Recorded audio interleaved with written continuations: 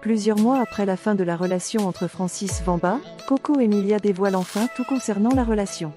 Elle débute à leur rencontre et arrive jusqu'au divorce. Elle rencontre le jeune Congolais pour la première fois à un endroit où ils étaient tous les deux invités. Elle n'avait pas remarqué sa présence mais lui n'était pas indifférent. Plus tard, un de leurs amis en commun explique à Coco Emilia que Francis est intéressé par elle et souhaite la rencontrer. C'est comme ça qu'on s'est vu et le courant est passé, a-t-elle déclaré.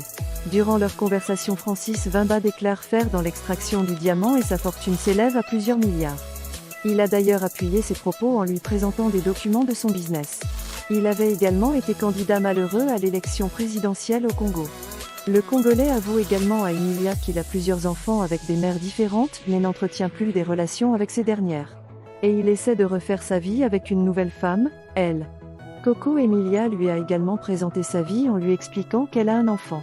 Le temps est passé et les deux amoureux se sont davantage rapprochés. C'était un beau parleur. Je croyais en lui, et en tout ce qu'il me disait. Je lui faisais aveuglement confiance, avoue-t-elle avant d'expliquer que c'était d'ailleurs la raison pour laquelle elle n'a pas hésité à l'afficher sur les réseaux sociaux.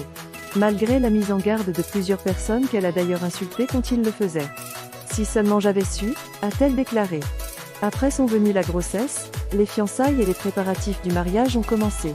À ce moment, Francis Vamba explique que sa société rencontre des problèmes et demande à sa fiancée de financer le mariage. Il remboursera plus tard. Sans hésiter, elle l'a fait. Ma robe seule a coûté 308 000 €, soit plus de 200 millions de francs CFA, avoue-t-elle.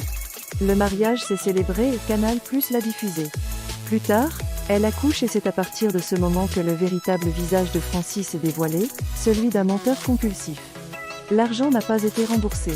Et pour couronner le tout, ce dernier lui a envoyé de faux papiers avec lesquels elle devait se présenter à l'ambassade. Ce qui lui a valu une sanction. C'est alors là que débute leur problème. Affaire à suivre. Pour ne pas rater les prochaines vidéos sur les affairages du moment, abonnez-vous et activez la cloche de notification. À bientôt.